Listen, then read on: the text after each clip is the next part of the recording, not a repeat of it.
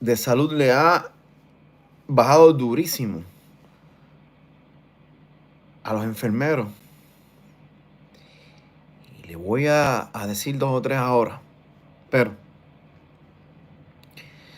hay algo que no puedo dejar pasar por desapercibido. En el mundo se pasa todo el mundo hablando de derechos humanos. Y hoy, un día más, estamos viendo por todas las noticias cómo agarran personas mexicanos, dominicanos, de Centroamérica, Suramérica.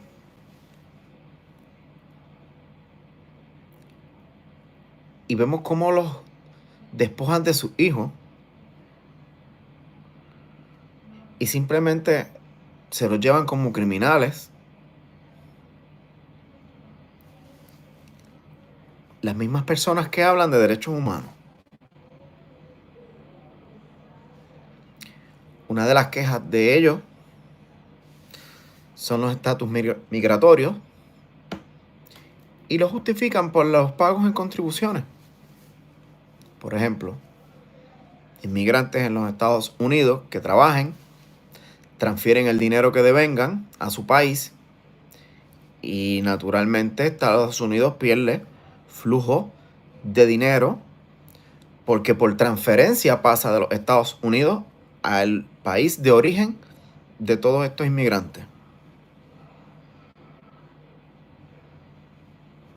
Sepan todos ustedes que es exactamente lo mismo que ellos nos hacen a los puertorriqueños.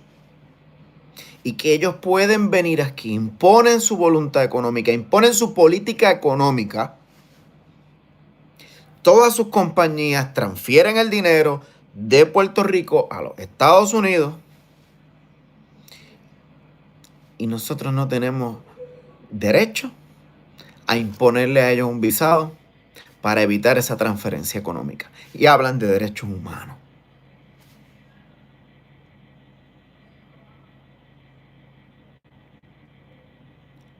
Me parece una desgracia para la humanidad que aún no hayamos tenido la capacidad de entender que el ser humano llegó donde está hoy, caminando libremente. Y fue la estupidez humana quien lo segregó. Lamento mucho a cada uno de los que le está ocurriendo esto, pero cojan ejemplo y vean lo que está ocurriendo para que entiendan lo que es la hipocresía política.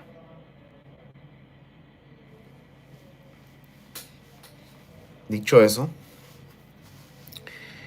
acabo de leer unas declaraciones del secretario de Salud sobre los enfermeros que se lanzan ahora a protestar por las condiciones que todo el mundo sabe ya. Los están explotando.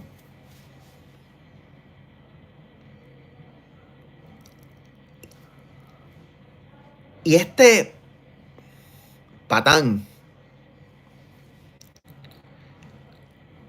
acaba de simplemente minimizarlos y decir prácticamente que no tomaron esto en serio porque se fueron para un programa de televisión. Le voy a decir algo porque a mí me parece, ya el Colegio de Enfermería sacó un comunicado que no respalda ni ha convocado ninguna manifestación. El Colegio de Enfermería son los representantes oficiales de las enfermeras en Puerto Rico. Sí, convocaron una actividad para el jueves. Las personas que convocaron la actividad no fue al revés. Ellos se comunicaron pidiendo una reunión en el departamento.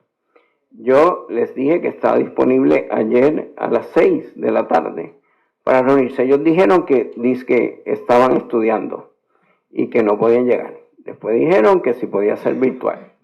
Yo les dije, no hay problema, puede ser virtual. Resulta que a la hora que estaban estudiando y no podían estar en la reunión, sí podían estar en un programa de televisión. Y yo no tengo problemas, pero sí tengo problemas con que la gente le mienta a uno de por qué no va a ir a una actividad. Ciertamente, la enfermera que falleció trabajó conmigo por muchos años. La mayoría de ellos no la conocen, yo sí.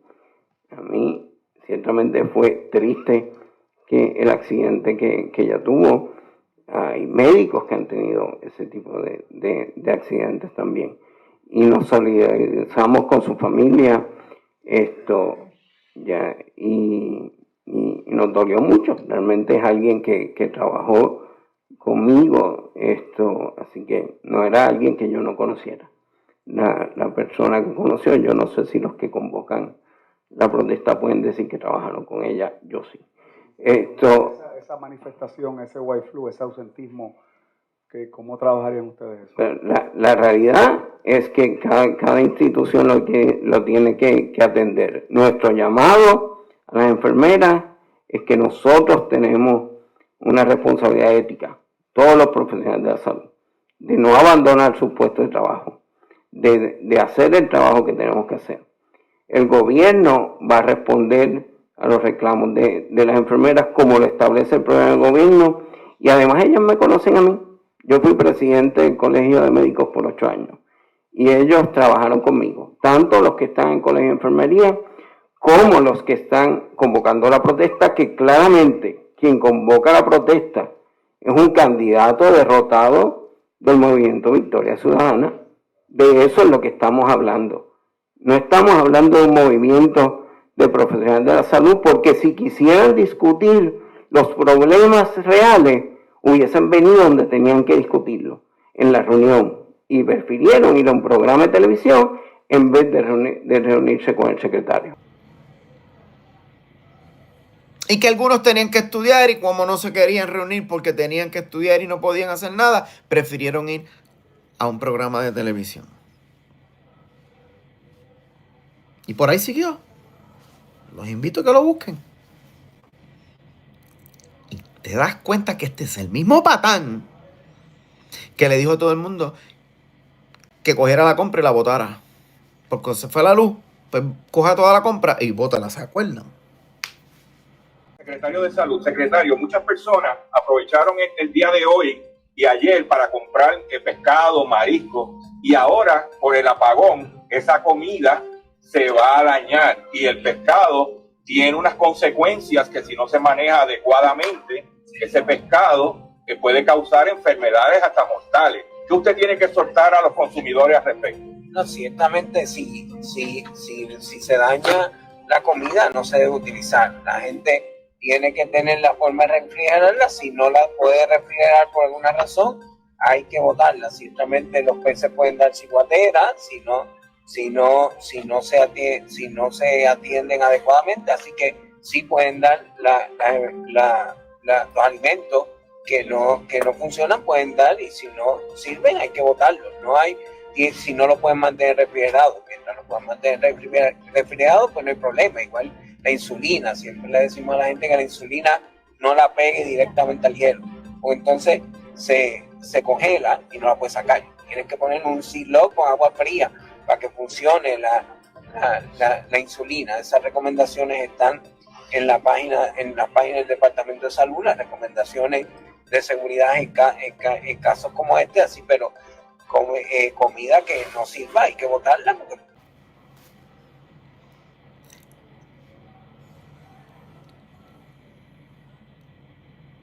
Ahí tienen el resultado de cuando un estúpido te gobierna. Personas que no sienten, no padecen lo mismo que tú porque no viven como tú, no son como tú y nunca serán como tú. Pero ellos se hacen ver los seres superiores porque probablemente tienen el alcance político.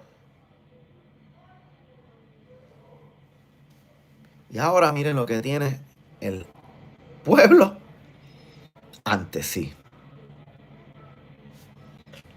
Nosotros se lo advertimos. Incomoda, yo sé que a muchos no les gusta esto. Jode. Pero se le dijo, se le advirtió.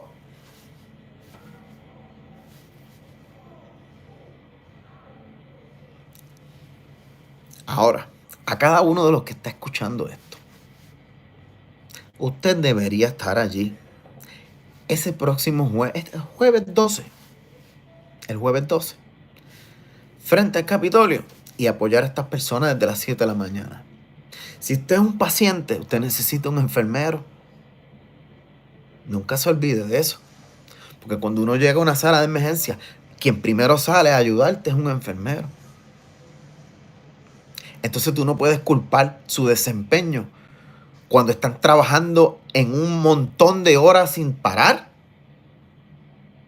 Escasos recursos para un montón de gente, porque esta gente destruyó el sistema de salud.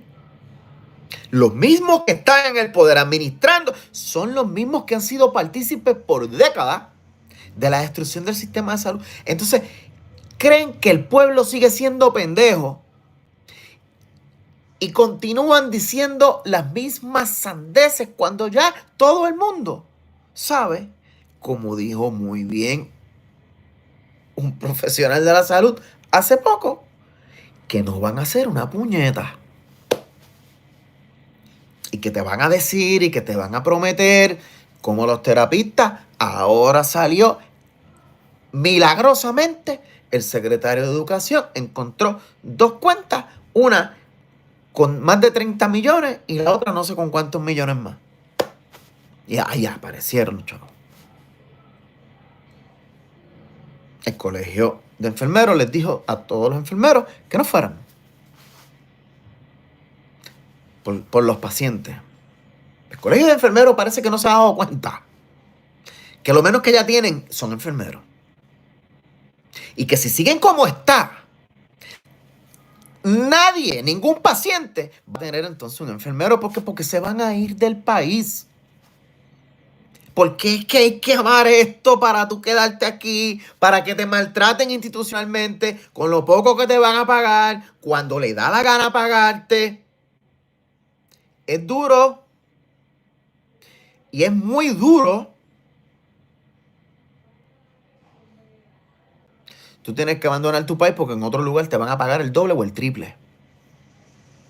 Y tú tienes que dejar a tu familia atrás. Para que venga un pendejo y te diga que mejor tú tenías que ir donde era y no un programa de televisión. Cuando ya generaciones han gritado por esto y ninguno ha hecho nada. Cuando era niño, veía el confort. Éramos muchos. Los baby boomers tenían muchos hijos. Era la época, era la era de la industrialización. Y como había una estabilidad económica, se multiplicaba la familia, aumentaba la densidad poblacional. Cuando cambiaron el modelo económico, escuche esto, porque lo cambiaron, muchos no se dieron cuenta, pero lo cambiaron. Tan pronto llegó la alta tecnología y transformó los mecanismos industriales al final de los 90, mediados de los 90, se acabó. Toda esa densidad de jóvenes que iban creciendo vieron el último fruto de lo que era esa estabilidad económica, donde se le brindaba un sistema de educación de primera gratuito a todo el mundo, con un sistema universitario donde era tan accesible que prácticamente no costaba nada el crédito, con un cuerpo de seguridad pública muy competente al punto que en las escuelas habían oficiales de seguridad pública, oficiales, policías estatales en las escuelas. Era una cosa integral, donde hasta en el álbum escolar el policía formaba parte de la comunidad escolar. Yo viví eso. Viví un sistema de salud donde tú ibas y te daban todo tipo de tratamiento. Tenías acceso a todo. No pagabas un centavo. Ahora es que los medicamentos son muy caros. Ahora es 1001 excusas. Todo para no aceptar que fracasaron cuando decidieron a través del neoliberalismo destruir los servicios esenciales del desarrollo humano para tratar de capitalizar sobre el sufrimiento de la gente. Cuando eso ocurrió, esa transformación, que en algunos podrán adjudicarlo a las 936, que es una transformación de una de las variables económicas que permitía esa transferencia de la industrialización que venía a su fin, pues todas esas personas ahora de adultos no pueden tener hijos porque es muy costoso, porque no hay acceso, porque la economía se desplomó, porque es muy caro el acceso a la salud, porque es muy caro el acceso a la educación, porque es muy cara la energía, porque es muy caro el agua, porque es más caro usted tener una conexión a un sistema sanitario que el suplido de la propia agua potable, porque es muy caro y lo acusan toda la inflación, pero ninguno de ellos te dice que esa inflación simplemente es la manera que tiene el propio Estado para captar una vez más el dinero y la inyección económica que tuvieron que hacer por su fracaso financiero, comenzando la crisis bancaria que trajo esa misma década. Que a nadie se le olvide que aquí hubo que darle un rescate a la banca para luego, en varios años después, ver a la banca colapsar una vez más.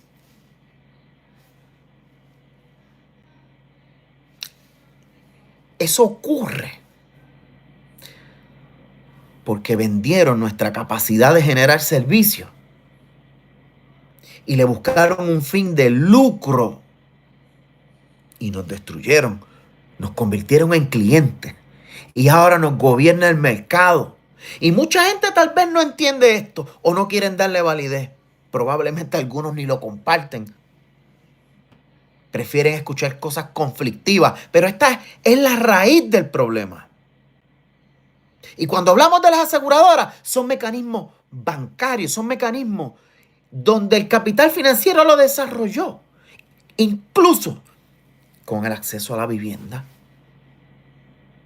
Y los enfermeros, todos, policías, maestros, cualquier persona que se dedique al servicio, se le va a hacer bien difícil tener acceso a una propiedad. Y le van a hablar, es que la inflación, no, la inflación de los productos que se utiliza para la confección de la infraestructura, ¿quién la impone también? El mercado. Y luego cuando ese precio aumenta, usted, que probablemente va a pagar por tener una propiedad que se hizo y se diseñó, que un ingeniero pasó juicio por la confección de ese plano, usted tiene que pagarle a la banca múltiples cosas más. Seguro contra huracanes, terremotos. Cuando ya usted le pagó a un ingeniero para que edifiquen según los códigos de diseño, y eso a usted no le va a pasar. Y continúan aumentando los precios de la banca, de las casas. Y los gobiernos no hacen nada. Esos son derechos humanos.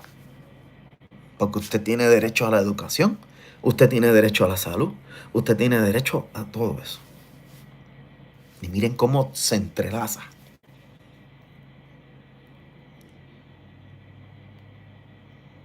Y es duro. A nadie le gusta esto. Y tú tener que después de estudiar irte a protestar para tú poder trabajar, está cabrón.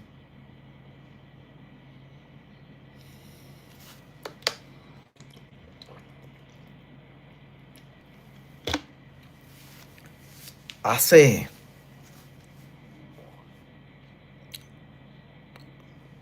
poco más de 10 años, este servidor le daba duro a eso. Era bien difícil. Se llama colonialismo.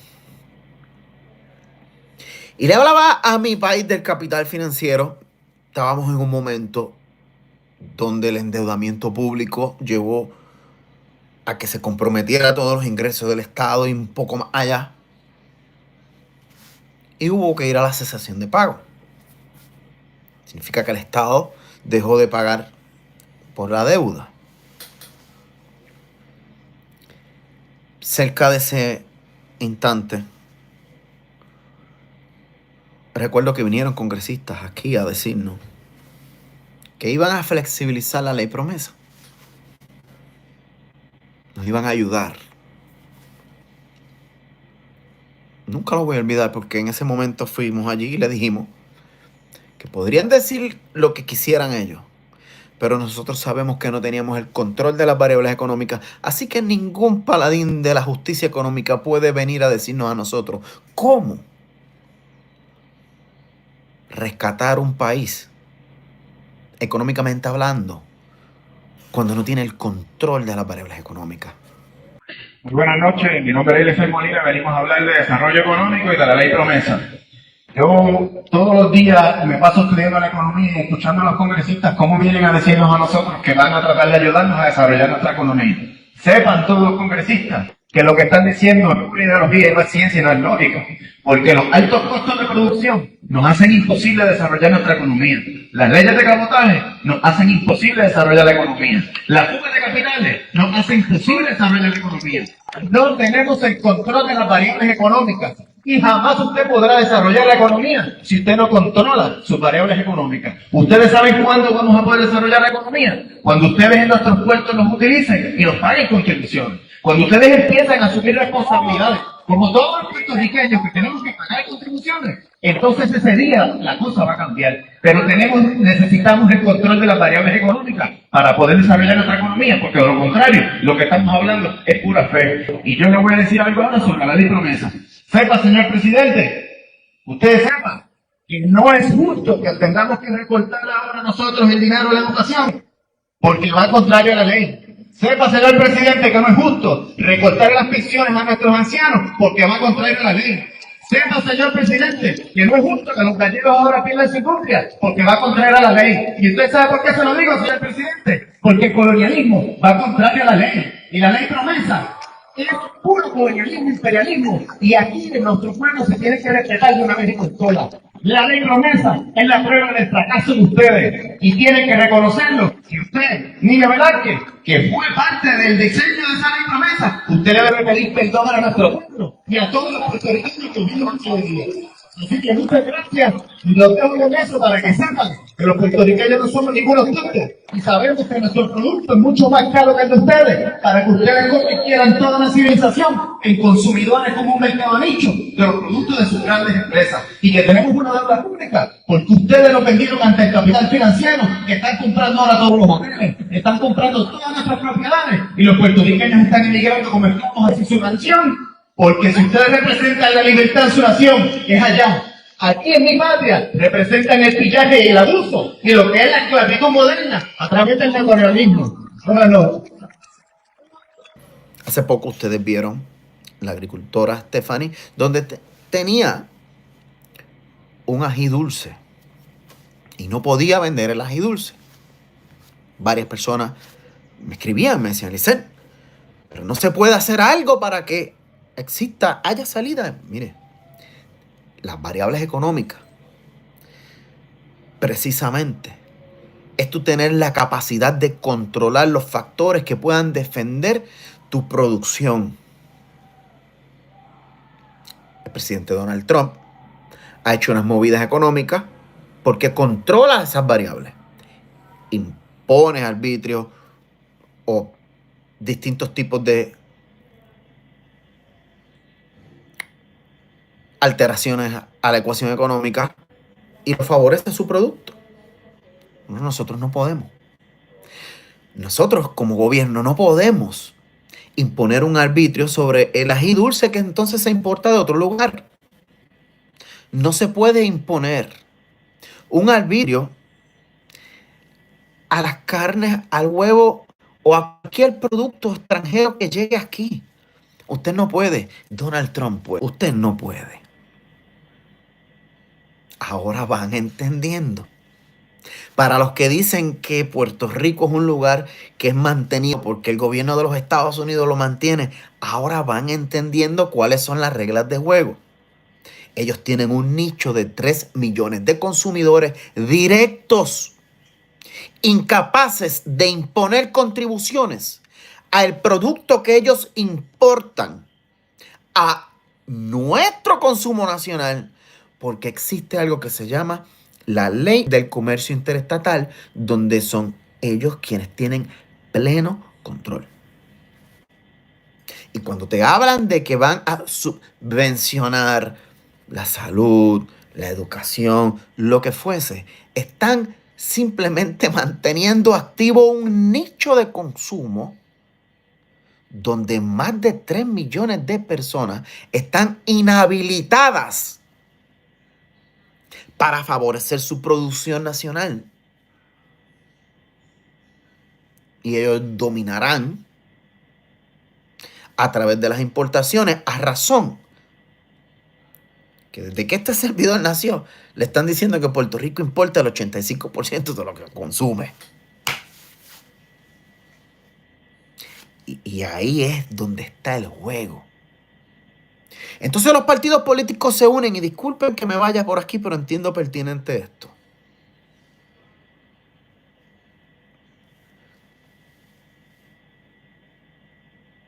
Los partidos políticos se unen y no tocan estos temas. Es muy difícil. Y comenzamos a hablar de fondos federales, de fondos federales, de fondos federales. Y con esa teoría y ese discurso constantemente, le van enseñando a nuestros niños desde pequeños que es que todo se subvenciona con fondos federales, pero no le dan clase en nuestros currículos de educación pública sobre finanzas, porque van a entender.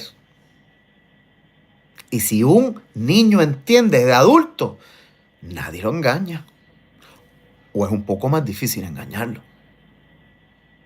Entonces han creado una incapacidad mental donde quien no entiende esto colapsa emocionalmente y permite que lo ultrajen culturalmente, permiten que lo ultraje económicamente, porque no quieren entender estos conceptos. Somos un paraíso fiscal.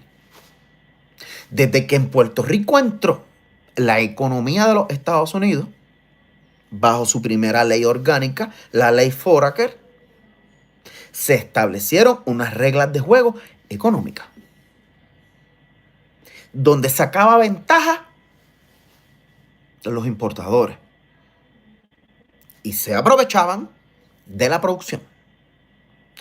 Luego, bajo la ley Jones de 1917 al 1920,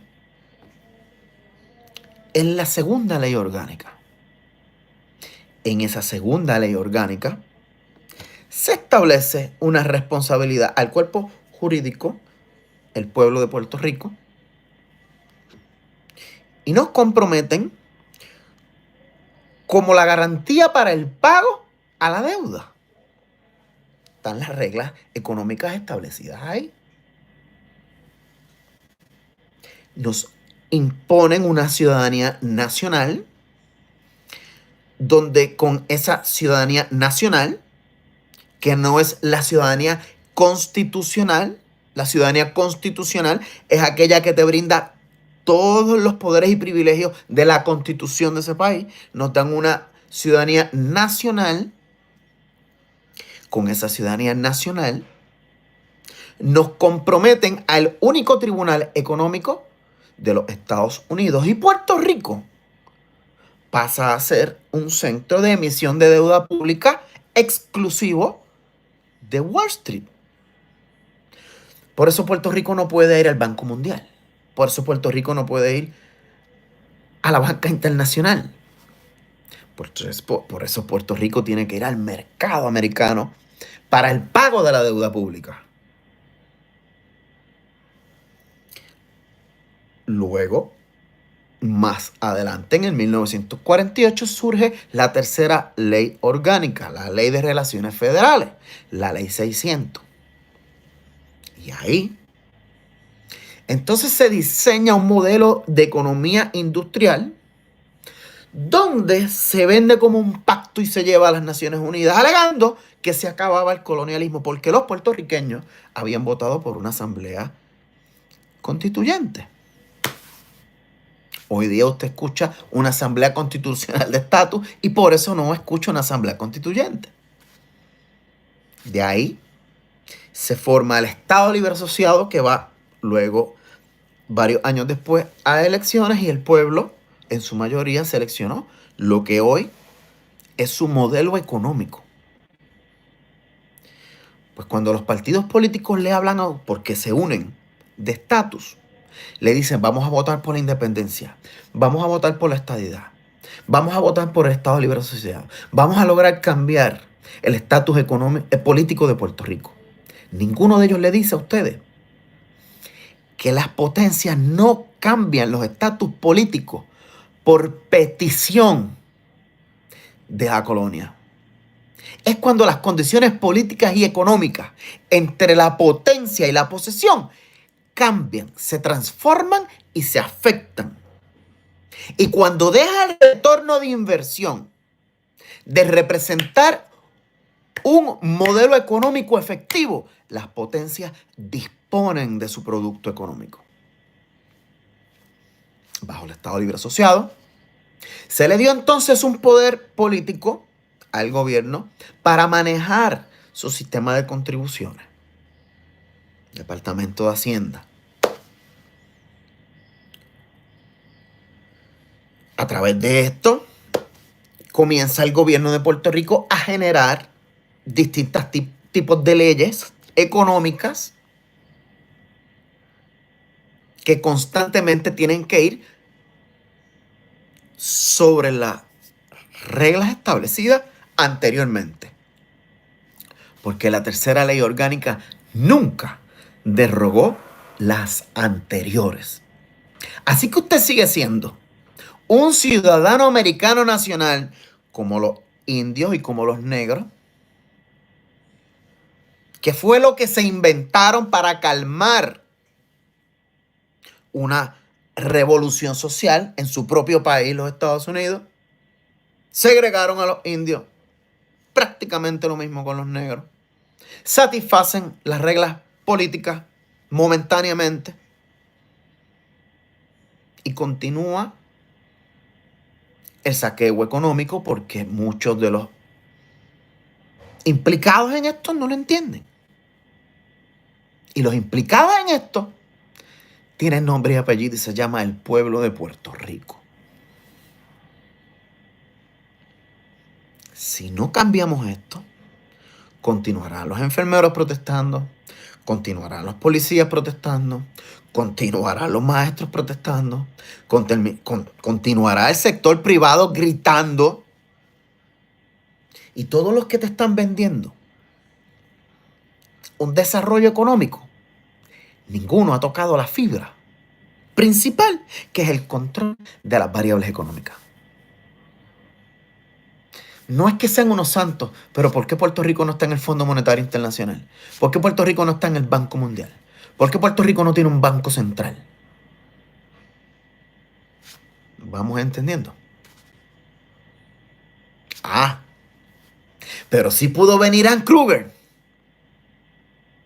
directamente y establecer las reglas de juego, y todo el mundo aquí callado le aplaudían. Venía este ser extraordinario de allá del norte, un ser supremo, a restablecer la economía de Puerto Rico. El zar de la economía, Ann Kruger.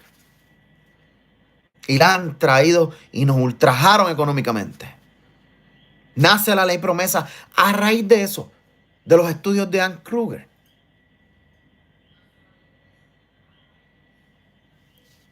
Y como muchos no entienden, recibían los congresistas y le aplaudían.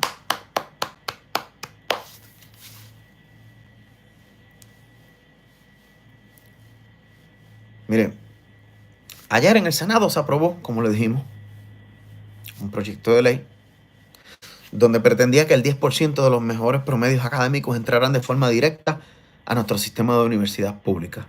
Este servidor presentó una enmienda, fue acogida y ya es parte del proyecto donde pronto, si todo sale bien, termina siendo ley. Y ahora el 20% va a poder entrar de forma directa.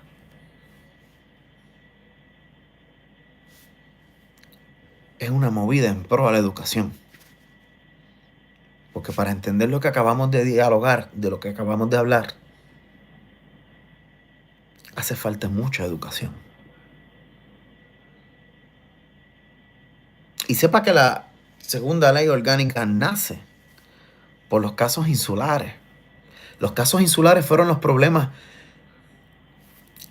y situaciones por conflicto de intereses prácticamente migratorios y económicos entre los Estados Unidos y Puerto Rico. Fíjese que no es nada distinto a lo que ustedes están viendo hoy día, que están sacando a todas estas personas porque son intrusos nacionales. Pero ellos nos han robado hasta los espíritus. Y nadie lo puede entender. Espero que no se hayan aburrido con esta plática económica, modelos políticos. Porque usted tiene ahora que empezar a entender esto, te guste o no. Porque lo tienes que entender tú, lo tienes que entender tus vecinos, lo tiene que entender tu familia. Es muy importante que usted le distribuya esto a todas esas personas. Incluso fuera de Puerto Rico, porque es lo mismo que le hacen a ellos. Todas estas personas que ahora le llaman retirados fueron el producto del boom económico del cual les hablé al mediados de los 50. Hoy día no tienen pensión. Hoy día no tienen retiro. Hoy día no pueden abrazar a sus nietos porque están estudiando en tierras lejanas. Sus hijos ya no están viviendo fuera del país y se quedaron solos. Ahora sus hijos tienen hijos en otros países y de momento justifican ellos la reducción en las aportaciones contributivas de los extranjeros para poblar el país. Algo que se llama desplazamiento.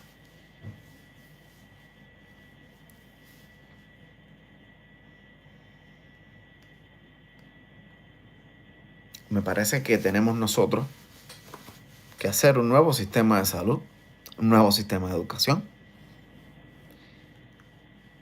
y un nuevo sistema político que acoja las realidades económicas actuales y a futuro. Porque nosotros tenemos la capacidad de hacerlo. Tenemos el conocimiento, tenemos el recurso humano. Si aquí ya hay una infraestructura, sepa que parte de que se energizara el país y parte del desarrollo vial del país y que la isla tenga por todas partes carreteras y un sistema de distribución energética, precisamente era para que aumentara la producción y aumentara la capacidad de movilización interna para la exportación de aquellos productos y había que recuperarlo y lo están recuperando. Se llama deuda pública y lo están recuperando, pasando por encima de los propios derechos humanos de usted.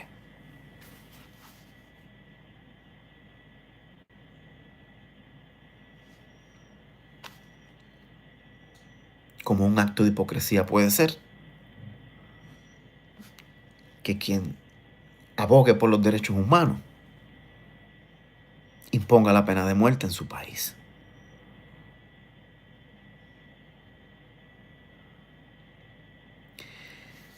Espero estar con los enfermeros, espero que el país los apoye.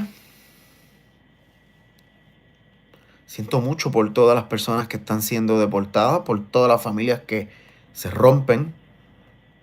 Y cuando alguien le diga, es que ustedes sus beneficios son sin pagar contribuciones y su dinero lo exportan, lo sacan del país, recuérdele la situación política y económica de Puerto Rico.